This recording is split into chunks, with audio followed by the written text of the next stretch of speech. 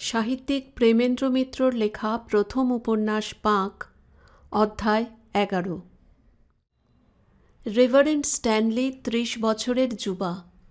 ইংল্যান্ডের এক সম্পন্ন লর্ড ফ্যামিলির ছেলে ও অক্সফোর্ডের এমএ হলেও তিনি 22 বছর বয়সে সংসার ত্যাগ করে চিরকুমার ব্রত নিয়ে পাদ্রী হয়ে বেরিয়েছিলেন।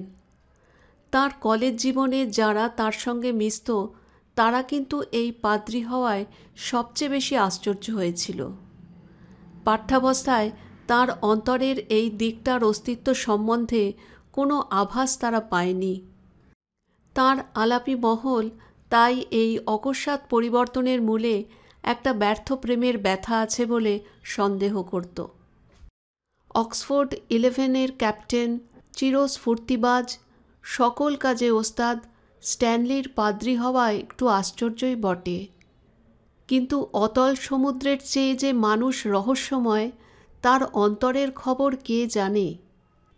ছেলেবেলা থেকে স্ট্যানলির একটা টান ছিল যত প্রাচীন কীর্তিময় ধ্বংসাবশেষ দেশের দিকে। মিশর, বিশেষ করে ভারতবর্ষ, তার মনে একটা অপূর্ব মোহের সঞ্চার করত। মনে হতো ব্যস্ত ইউরোপের কারখানার জগৎ থেকে সে একটা ভিন্ন জগৎ, স্বপ্নময় চিরগোধূলি বেলার। রবিবাবুর কবিতা তখন ইউরোপে সবে প্রসিদ্ধি লাভ করেছে। স্ট্যানলি গীতাঞ্জলির অনুবাদ পড়লেন।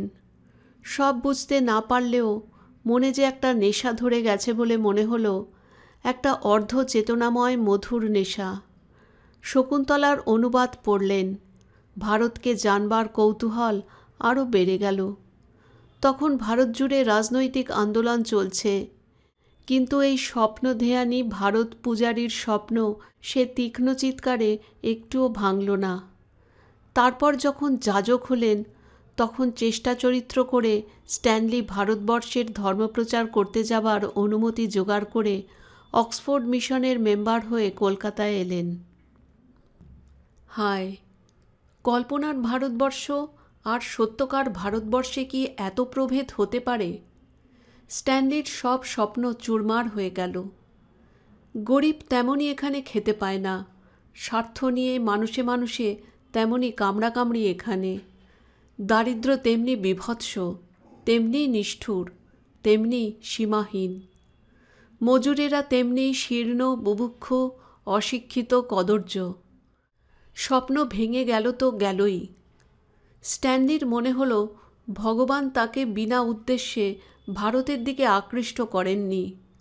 এই দুঃখী মুমূর্ষু জাতটাকে যিশুর বাণী দিয়ে আবার সঞ্জীবিত করতে হবে।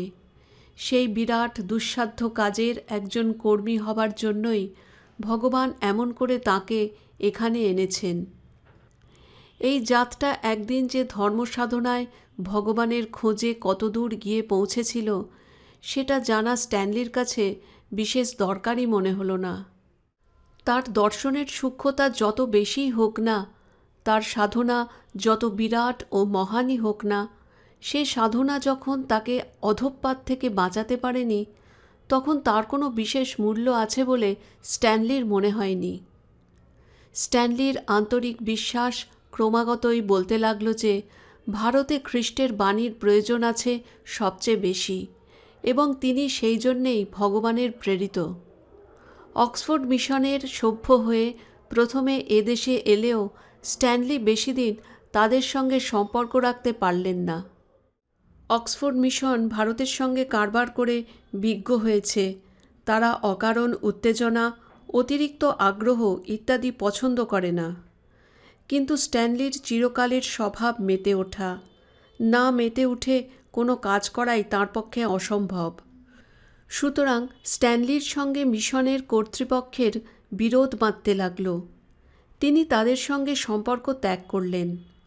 নিজে চেষ্টা করে বিলেতে গিয়ে টাকা জোগাড় করে ফিরে এসে ছোট জাতের শিশুদের জন্যে একটা পাঠশালা খুললেন, তার সঙ্গে একটা অনাথ আশ্রম।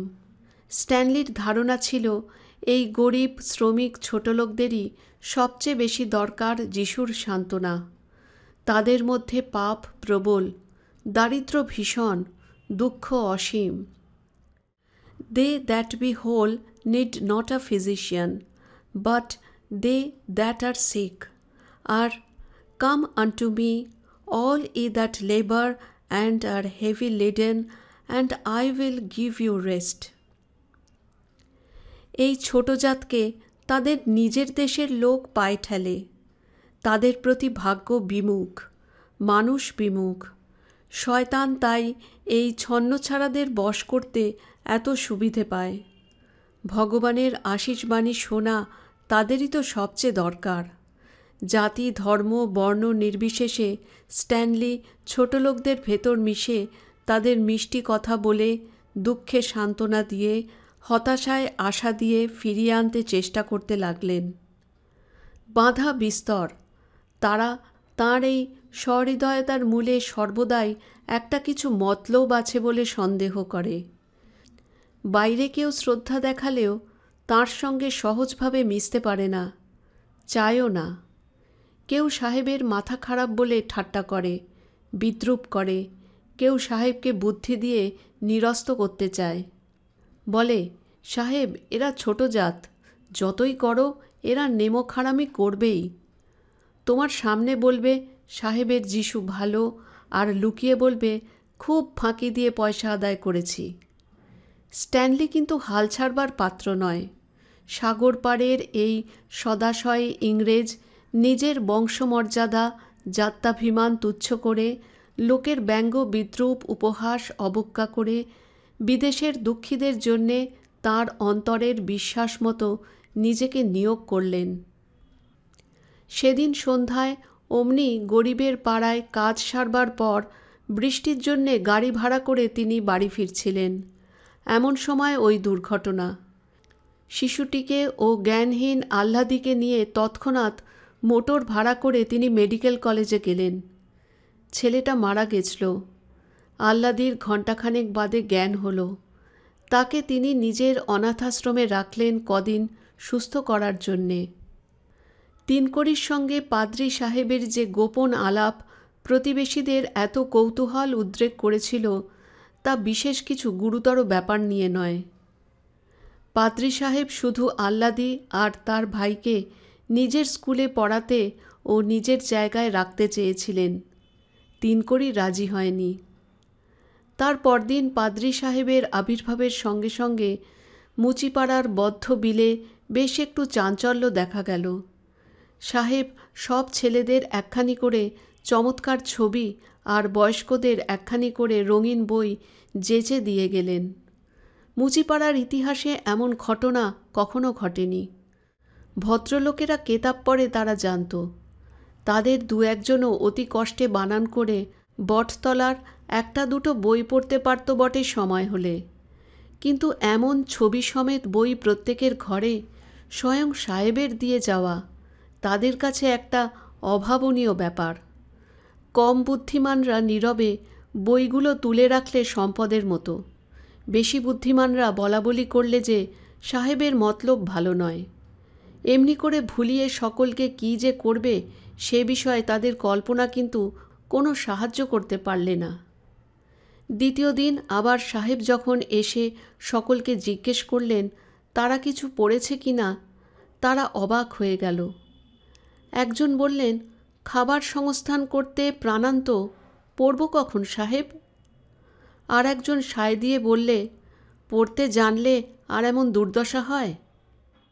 স্ট্যানলি বললেন, আচ্ছা, যেদিন তোমাদের ছুটি থাকবে আমি নিজে এসে তোমাদের সঙ্গে পড়ব। তারা হো হো করে হেসে উঠল, বললে, আমাদের ছুটি মোড়লে। সাহেব উপায় না দেখে বললেন, আচ্ছা তোমরা না পড়তে পারো, তোমাদের ছেলেপুলেদের আমার স্কুলে নিয়ে যেতে দাও। তাতে কেউ রাজি হলো, কেউ হলো না। কেউ বললে, খেটে খেতে হয় যাদের সাহেব, তাদের কি ওসব বাবুয়ানি চলে? ওসব ভদ্রলোকের ছেলেরা পারে। অনেক বাকবিতণ্ডার পর সাহেব গুটিকতক বাপমাকে রাজি করিয়ে খাওয়া পড়ার ভার নিতে স্বীকার করে কটি ছেলে মেয়ে নিয়ে গেলেন। আহ্লাদি তার নিজের বাড়ির দুঃখের তুলনায় অনাথ আশ্রমের সুখ সুবিধা কত বেশি দেখে এসেছিল। সেখানকার ছেলেমেয়েরা কীরকম বড় বড় লোকের ছেলেমেয়ের মতো ফর্সা কাপড় জামা পরে, কীরকম না খেটে ভালো খায় দায়, কীরকম আমোদ আহ্লাদ করে, সত্যিকারের পুতুল নিয়ে খেলা করে। আহ্লাদি যাবার জন্যে কান্নাকাটি আরম্ভ করে দিলে। অনেক মিনতির পর 3 কড়ি শশীকে রেখে একলা আহ্লাদিকে পাঠিয়ে দিলে। শশী তাতে বিশেষ কিছু দুঃখিত হয়েছে বলে মনে হলো না। সে তো আর শেষ হাত পায়নি। তাছাড়া তার দুরন্ত মন কোনো রকম বাঁধাবাঁধিকে সইতে নারাজ। অধ্যায় 12। যারা সারাদিন নিজের পেটের ধান্দায় ব্যস্ত থেকেও আরাম করে খাবার মতো দুমুঠো বেশি চালের জোগাড় করতে পারে না, পরোপকার করবার প্রবৃত্তি তাদের বড় থাকে না। থাকলেও করবার ফুরসত তাদের নেই। সুতরাং হাড়ু বুড়োর মৃত্যুশয্যায় ব্যাগার খাটবার লোক মুচিপাড়ায় মেলেনি। মাঝে মাঝে কেউ দয়া করে গালে একটু জল দিলে বুড়ো খেতে পেত, নইলে শুকিয়ে থাকত মলমূত্র মাখা বিছানায় পড়ে। হাসপাতালে পাঠাবার চেষ্টা তারা করেনি এমন নয়, কিন্তু হাসপাতালে মরতে হলেও ভাগ্য থাকা চাই। অন্তত সুপারিশ চাই বড় একটা বিদঘুটে কিছু রোগের।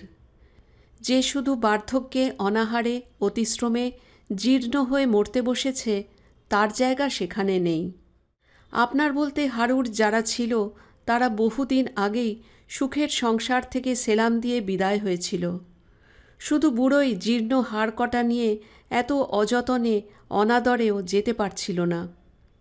যতদিন না হাত আপনা থেকে অবশ হয়ে পড়ছিল, ততদিন হাড়ু কারোর কাছে তা চিৎ করেনি। জ্যৈষ্ঠের গোড়াগুড়ি পর্যন্ত সে দুর্বল হাতে হাফসোল লাগিয়েছে। বেঠিক হাতের হাতুড়ি পেরেকের মাথায় না পড়ে আঙুলে পড়লেও ক্ষান্ত হয়নি। ক্ষান্ত হলে যে চলে না। জোয়ানকালে সে নাকি ভারী দুশ্মন ছিল, গায়ে নাকি তার অসীম ক্ষমতা ছিল।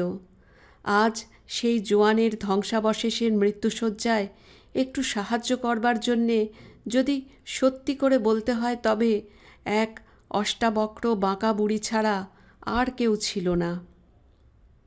একটু সময় পেলে শুধু মাজা ভাঙা বাঁকা বুড়ি এসে তার নোংরা কাপড় চোপড়গুলো একটু বদলে দিয়ে যেত, হাতের কাছে 1 ঘটি জল, 2টো ভাতের দানা রেখে যেত।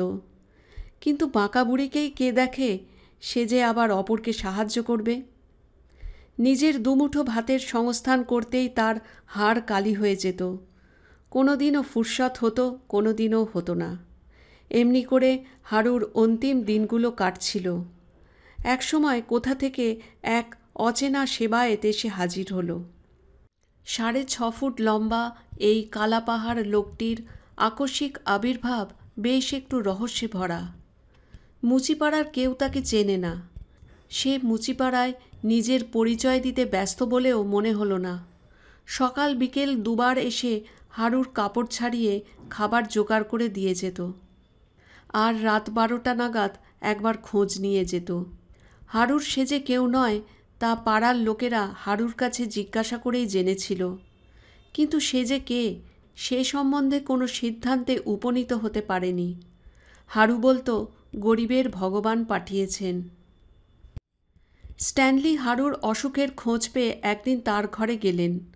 অপরিচিত লোকটি হাড়ুর নতুন বিছানা পাচ্ছিল। স্ট্যানলি অনেকক্ষণ হাড়ুর সঙ্গে কথাবার্তা কয়ে তাকে জিজ্ঞাসা করলেন যে হাসপাতালে যায় না কেন। হাড়ু জানালে যে হাসপাতাল তাকে নেয় না।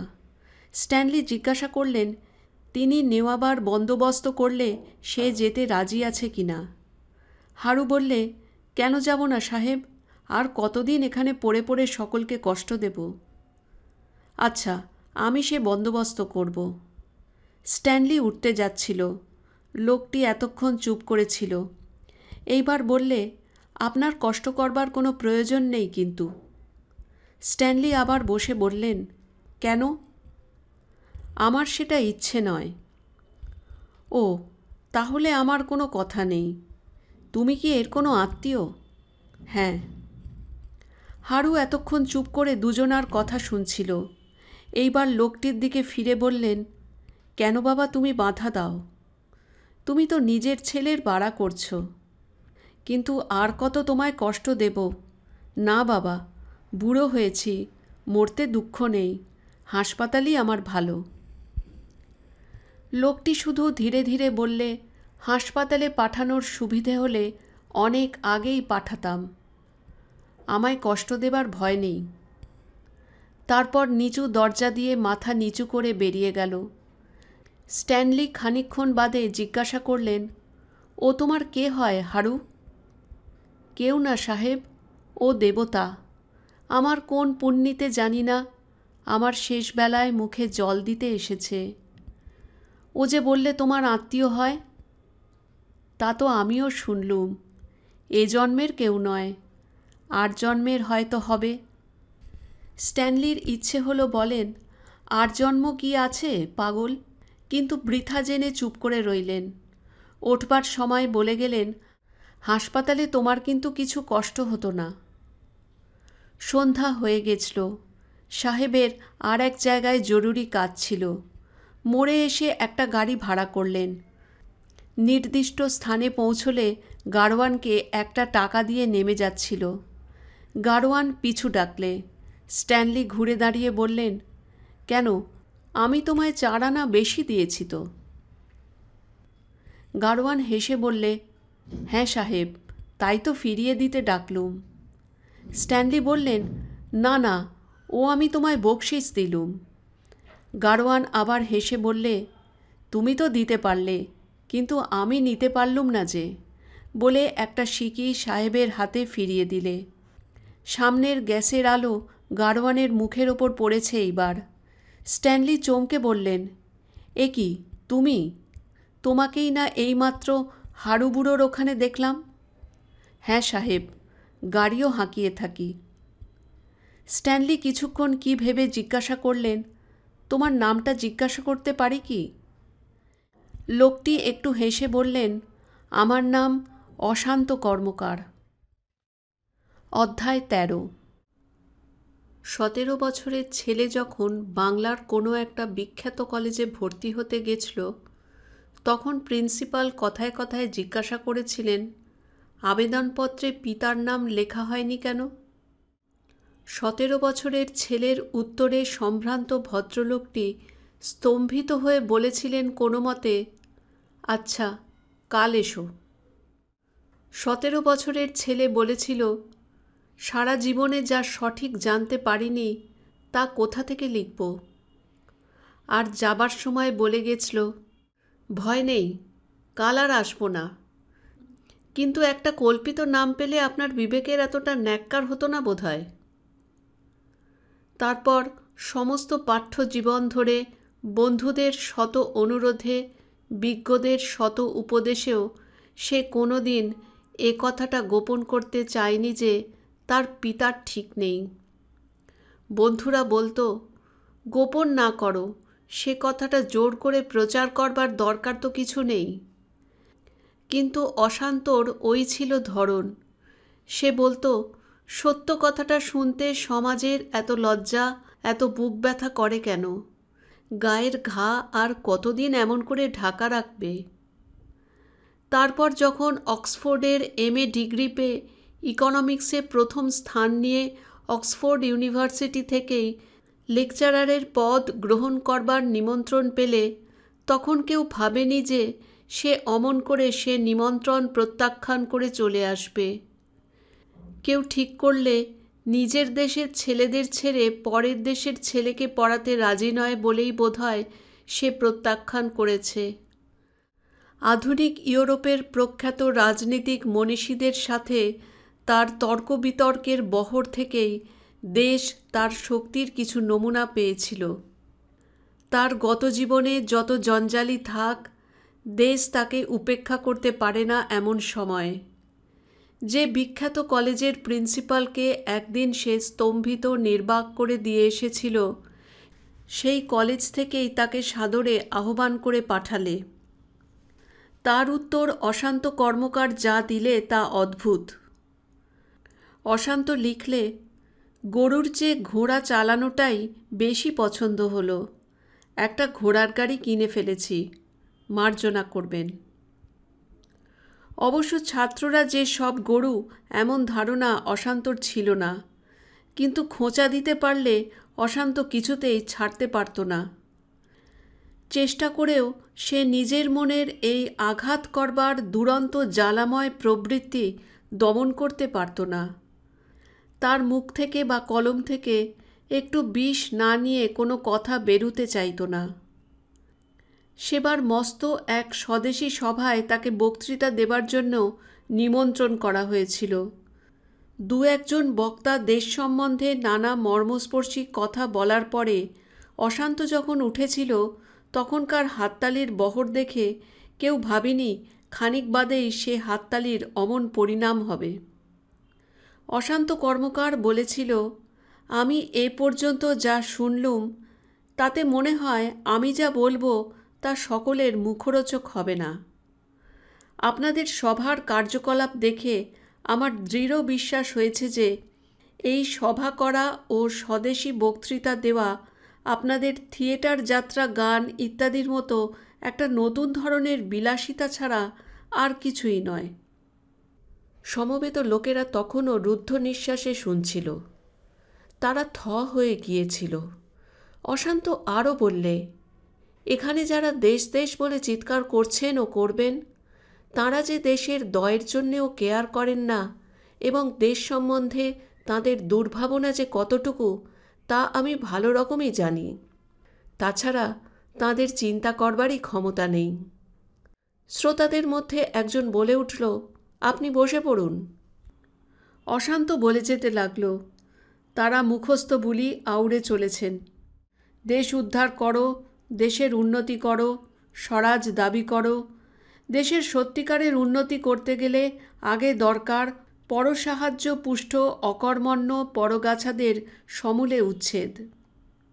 কিন্তু সে কথা বলার সাহস তো দূরের কথা, ভাববার ক্ষমতাও তাদের নেই। তাছাড়া কোথায় দেশ? আমি তো পৃথিবীতে আজ দেখছি দেশ নেই, জাতি নেই, শুধু আছে দুটো বিরাট দল। একটা হচ্ছে যারা অবিচার অন্যায় করে, আর একটা যারা পৃথিবী জুড়ে এই পরগাছাদের রসদ যোগায় আপনাদের কলজের রক্ত দিয়ে। আমার কাছে দেশ নেই, স্বদেশীয় হুজুক বুজরুকি। চারিদিকে রব উঠল, সেম সেম, বসিয়ে দাও, দূর করে দাও। অশান্ত বলে যেতে লাগল, এই সভা করা, বক্তৃতা দেওয়া বড় মানুষের বাজে বিলাস। আমি দেখছি উৎপীড়িত ও উৎপীড়ক, অবিচারী আর যারা অবিচার সয়, এই দুটো দল। এই দুটো দলের মৌখিক সংযোগ থাক আর না থাক, নারীর সংযোগ আছে সমস্ত পৃথিবী জুড়ে। সমস্ত পৃথিবী জুড়ে এই এক দলকে পায়ের তলায় রেখে তাদের রক্ত শুষে নেবার জন্যে ষড়যন্ত্র চলেছে আরেক দলের, কম আর বেশি। সভায় গোলমাল অত্যন্ত বেড়ে যাচ্ছিল। একজন চেঁচিয়ে উঠল, পাগলের প্রলাপ শুনতে আসেনি মশাই। সভাপতি একটা কাগজে লিখে পাঠালেন, আপনার কথা শুনতে অনেকে চাচ্ছে না, আপনি বসলে বোধহয় ভালো হয়। অশান্ত কাগজটা পড়ে ছিঁড়ে ফেলে বলে যেতে লাগল, দেশ দেশ করে চেঁচালে দেশের উন্নতি হয় না। আর যদি বা দেশ এই চিৎকারেই হঠাৎ স্বাধীন হয়ে পড়ে, তাতে কী লাভ? মজুরের মুখের ভাতে পুষ্টিকর উপকরণ কতটুকু বাড়বে? চাষার ভাঙা চালায় কটা ছিদ্র দিয়ে বৃষ্টির জল আর শীতের হাওয়া আসা নিবারণ হবে? কুলির কদর্য নোংরা মানুষের বাস করার অযোগ্য বস্তির কতটুকু শ্রী ফিরবে? আজকের এই উপবাসী অতি শ্রম ক্লিষ্ট জীর্ণ দেহ, ভগ্ন স্বাস্থ্য উৎপীড়িতদের অন্ধকার জীবনে কতটুকু আলো আসবে? নোংরা ছোট লোকদের ঝেঁটিয়ে দূর করে দিয়ে তেমনি অক্ষম ধনীর প্রাসাদ উঠবে তাদের জীর্ণ কুঁড়েকে ব্যঙ্গ করে। তেমনি চলবে দেশ জুড়ে অত্যাচারিতের মুমূর্ষুর বুকের ওপর প্রবলের বিলাস নৃত্য। কি মূল্য স্বাধীনতার? আগে এই বিশ্বজোড়া অন্যায়ের, এই অবিচারের। সভায় কোলাহল এত বেড়ে উঠল যে বক্তৃতা দেওয়া অসম্ভব। সভাপতি নিজে উঠে অশান্ত কর্মকারকে বসতে অনুরোধ করলেন। সেদিন সভা থেকে বেরিয়ে আসার পর অশান্ত কর্মকার আর কোনো স্বদেশী সভায় যায়নি। কিন্তু তার মত প্রচার করতে একদিনও সে পেছপাও হয়নি। বন্ধুদের কাছে সে বলতো, কোথায় গলদ তা আমি বেশ বুঝি, কিন্তু পথ যে কোন দিকে তা আজও ভালো করে ঠিক করতে পারলুম না। যুগ যুগান্তরের অবহেলায় এই অন্যায় আজ তার অসংখ্য শাখা প্রশাখা নিয়ে এত বিপুল হয়ে পড়েছে ও তার সঙ্গে আমাদের আজকের জীবনের সমস্ত ভালো মন্দ জড়িয়ে এমন একাকার হয়ে গেছে যে তাকে সমূলে উৎপাটন করা যেমন দুঃসাধ্য, তেমনি হয়তো নিষ্ফল। রোগ আমাদের সমাজ দেহে এমন করে ছড়িয়ে গেছে যে রোগের প্রতিকার করতে গেলে রোগীরও বুঝি প্রাণ যায়। সত্যি এই সমস্যার না সমাধান করলে সমস্ত মানুষ জাতটাই হয়তো লোপ পেয়ে যাবে। বন্ধুরা শুনে হেসে বলতো, ওই কুলিদের নোংরা বস্তির ভেতর যে দুর্নীতির, যে ব্যাধির, যে পাপের বীজ বাড়ছে, তার সমাপ্তি কি ওই কুলিদের মধ্যেই হবে ভেবেছ? কক্ষনো না। ওই পচা বদ্ধ জলে যে বিষকে বাড়ার প্রশ্রয় সমাজ আজ দিচ্ছে, তারই জ্বালায় ক্রমশ সমস্ত সমাজ উচ্ছন্ন যাবে। যে অনুপাতে ছোট লোকে আর বড় লোকে প্রভেদ বাড়ছে, শুধু সেই অনুপাতে কিছুদিন বাড়লেই তো সমাজের এক অংশ মরবে অতিরিক্ত আয়াসে জীবনী শক্তিতে ভাটা পড়ে, আর এক অংশ মরবে অতিরিক্ত দুঃখ দুর্দশার গুরুভারে। এক এক সময় হতাশ হয়ে ভাবি, সত্যি বুঝি এ সমস্যার কোনো দিন সমাধান হবে না। সাহিত্যিক প্রেমেন্দ্র মিত্রর লেখা ধারাবাহিক প্রথম উপন্যাস পাঁক আজকের মতো এখানেই শেষ হলো। বন্ধুদের আগামী পর্বের জন্যে আগাম আমন্ত্রণ জানিয়ে রাখলাম। ধন্যবাদ।